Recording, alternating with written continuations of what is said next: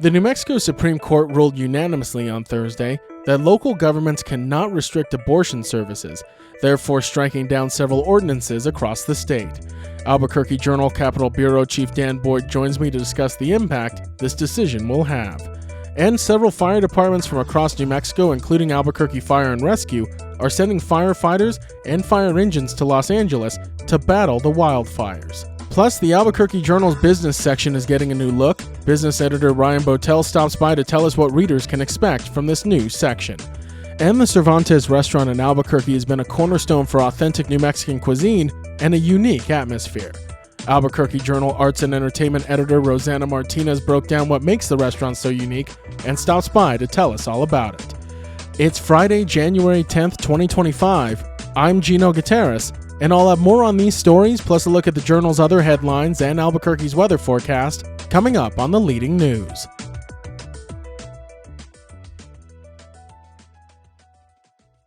New Mexico's Supreme Court has ruled unanimously that local governments cannot restrict abortion services, striking down ordinances in different cities and towns across the state.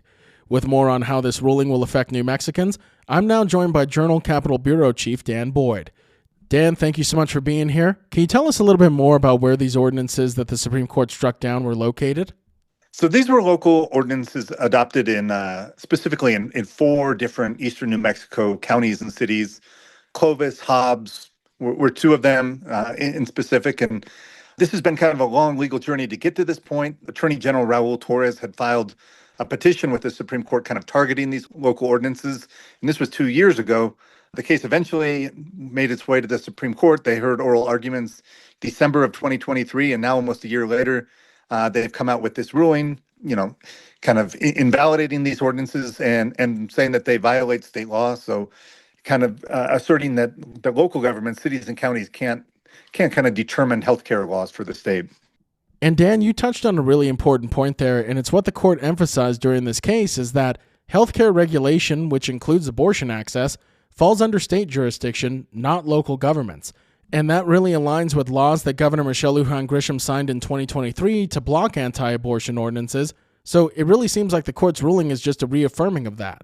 Exactly. Yeah, that these, the local governments can do more than what the state does, but it can't go against what the state does. And also the Supreme Court was clear that, local governments can't overreach as well. There are some areas that, certainly are their jurisdiction, but when it comes to healthcare, abortion services, the Supreme Court was pretty clear saying, these are state issues, not something that can be set kind of on a city by city or county by county basis. And Dan, one of the more interesting parts of your story I found was the supporters of these local ordinances, where they go from here, what their legal recourse is, and what their next steps might be. Yeah, I think that's the big question now going forward.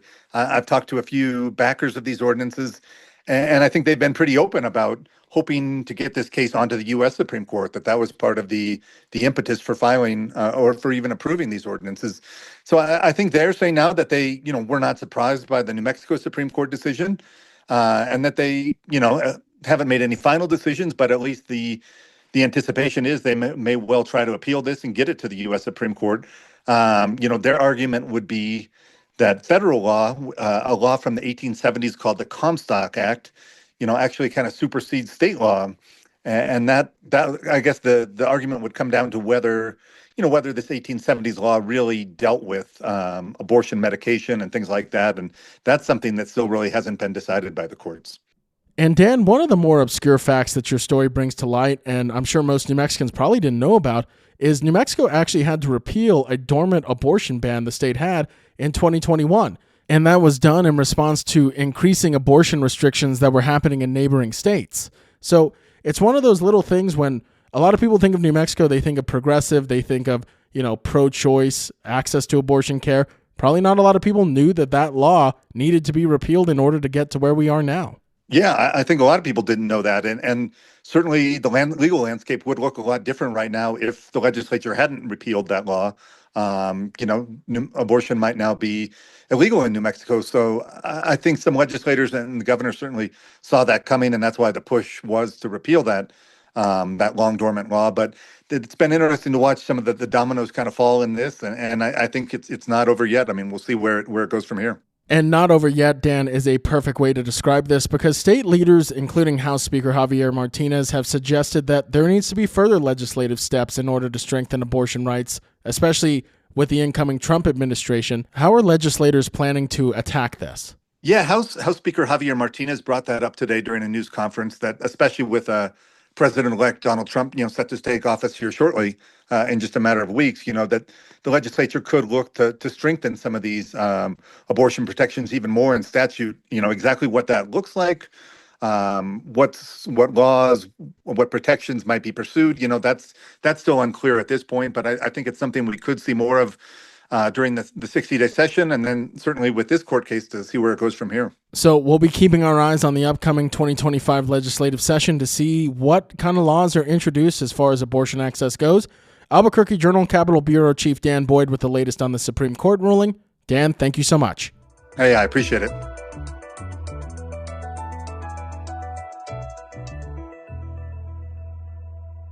Wildfires burning in the Los Angeles area have killed multiple people, displaced over 100,000, and also destroyed over 2,000 structures. As firefighters in the area continue to work on extinguishing the flames, they'll soon be receiving reinforcements from New Mexico as fire departments from across the state are sending trucks and firefighters to help with the effort. Albuquerque Fire Rescue sent off their own squad this morning, and Journal reporter Gregory Hasman was there to see them off. Gregory joins me now. Can you tell us a little bit more about what resources the department's sending to Los Angeles? They're sending over an engine 317 that can contain about 500 gallons of water. It's part of what the state's sending. It's 4 AFR firefighters along with firefighters from other counties, including San Juan as well as Santa Fe. They won't know, at least from what I was told, they won't know until when they get to California exactly what they'll be doing. It could be anything ranging from protecting structures to handling spot fires, putting out spot fires. And Gregory, you touched on it right there. This is really a statewide effort that New Mexico is undertaking to send resources to California.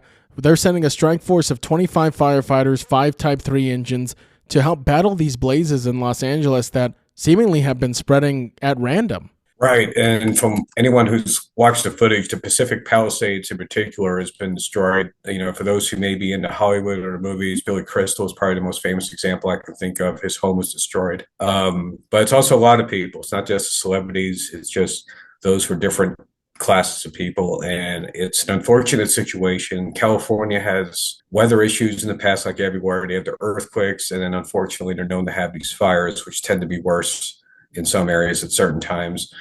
And we'll see what happens. And I thought it was telling that during a briefing, the Department of Homeland Security Director Ali Rai had remembered from what California had brought to New Mexico during the Hermit's Peak fires. She said, quote unquote, California has been a great partner to us and sent crews here during the Hermit's Peak Calf Canyon fires.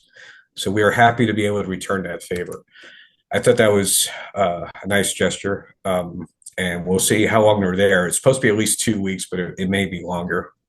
Depends on the situation, depends on what they may be needed for. And one really interesting part of this story, Gregory, is the fact that these firefighters are on their way to Los Angeles, but they don't know what they're going to be doing. And for the crew coming from Albuquerque, it's a mishmash of firefighters from different stations. No, absolutely. And that's probably the one thing they're going to be dealing with on the drive, the 2-day drive to California, is they're going to be coordinating, they're going to be dialing things up, they're going to figure out, in case this or that happens, what should we do? These are firefighters, whether in the case of Albuquerque, they were the 4 that went out from AFR, but they also work at different stations. So they're trying to coordinate, trying to work together, trying to figure out how this is going to work when they get there. What I did like, one quote that stood out to me was from AFR Captain Juan Carrillo. He had said, while the assignment's going to be challenging, he's excited to be able to offer my assistance and to be able to go out there and go to work. This is what I do. They know there's a job to do, and they're willing to do what it takes to get to do what they can to help put out these massive fires. So AFR sending some resources along with several other fire departments across New Mexico? Albuquerque Journal reporter Gregory Hasman with the latest. Gregory, thank you so much. Thank you, Gino.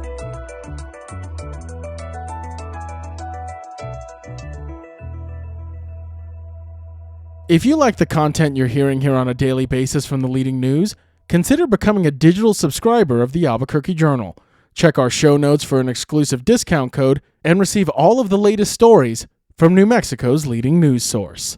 There's going to be some changes coming to the Albuquerque Journal's business section, and to help explain what readers can expect, I'm now joined by Albuquerque Journal Business Editor Ryan Botel. Ryan, what kind of changes are coming to the business section? Instead of publishing Business Outlook every Monday, we're going to publish Business Outlook every day. We're going to move it to a daily paper in the section, in the news section. It's going to publish Tuesday, Wednesday, Thursday, Friday, and then we're going to have a robust section on Sundays. And Ryan, I'm sure for our listeners that are really devout business readers for the Journal, this is really good news for them because it just means they get more business news more frequently. Yeah, and more timely. Right now we're publishing the bulk of our business stories every Monday, and this is going to allow us to just be more nimble, be more responsive, and to break news a little bit quicker. And Ryan, this really sounds like it's a win-win for both the business community and the Journal desk as well. I think so. I think it's a positive step forward for our desk, and we're going to keep those same features that people have been reading for years. Our one-on-ones. We have Jim Hamill and Jerry Pacheco, who are well-read columnists. They're going to still be able to contribute to our coverage as well. So some exciting news as the Journal's business section is going to be moving to dailies. Albuquerque Journal business reporter Ryan Botel sharing the changes with us. Ryan, thanks for stopping by. Thanks, Gina.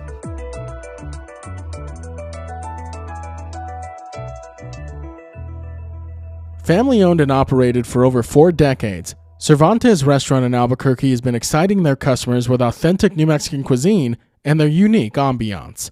A cornerstone of New Mexican dining, Albuquerque Journal Arts and Entertainment Editor Rozanna Martinez did a deep dive in this week's venue on what makes the restaurant so special. She joins me now with the latest. Rozanna, thank you so much for being here. Absolutely.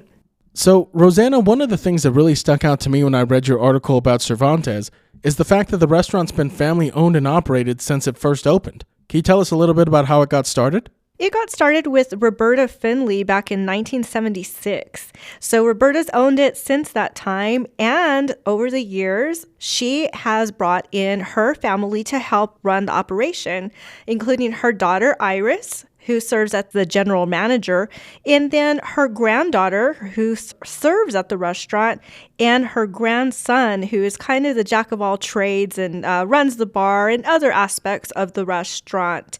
Her oldest son also is responsible for bottling their chili sauces and salsas.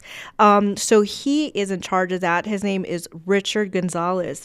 But over the years, there have been so many people that have brought their generation's family into the restaurant to enjoy their traditional New Mexico cuisine.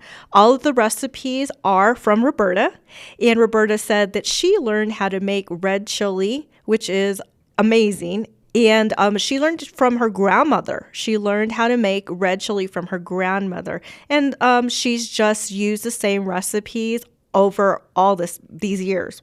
And Rozanna, she's using locally sourced food here in New Mexico to make these dishes. So this is really a local operation all the way down to the food that guests are getting on their plate. Absolutely. They said the only thing they do not make is their corn tortillas, but everything else is made from scratch.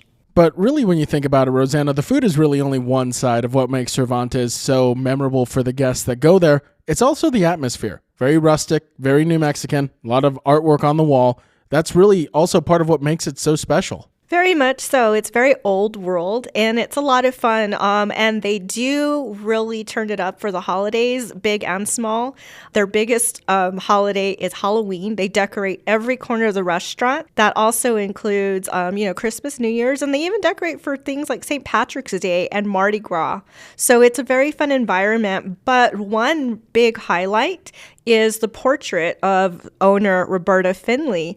There's a painted portrait of her that's in a corner of the lounge.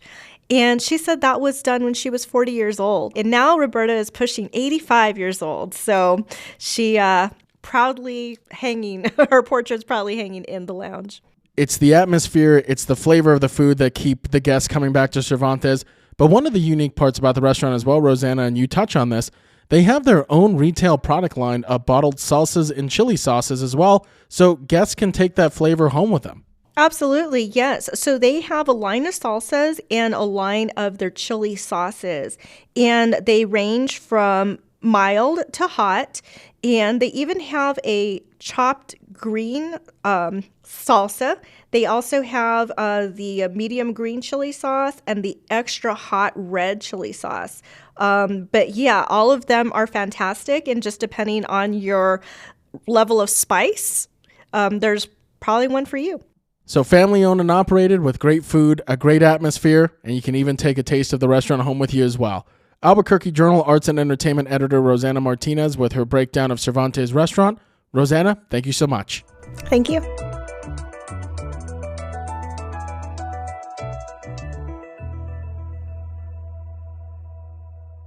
In other headlines from the newsroom, Stacy Yellowhorse and Timothy Chris were sentenced to 19 years in prison for the 2020 murder of Pamela Damon on the Navajo Nation.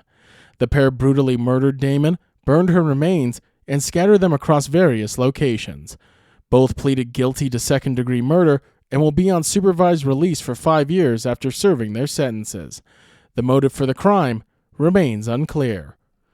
And the Albuquerque Police Department arrested 58 individuals during operations targeting human trafficking between July and December.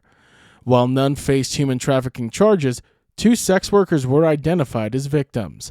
APD emphasized a dual approach, enforcing the law by arresting suspects for prostitution-related offenses while partnering with local organizations to support victims. Meanwhile, the Bernalillo County Sheriff's Office charged a man with promoting prostitution, linking him to sex traffic allegations. Looking for something to do today? Sci-Fi Fantasy Friday is taking place at the South Broadway Public Library from 3 p.m. to 5 p.m. Free Square Dance Open House Party is happening at the Albuquerque Square Dance Club from 7 p.m. to 9 p.m. Live stand-up comedy is taking place at the Dry Heat Comedy Club. You can catch that at 9:30 p.m. and it goes until 11 p.m. And Rude Boys Cookies is hosting a fundraiser event at the Launchpad from 7:30 p.m. to 11 p.m.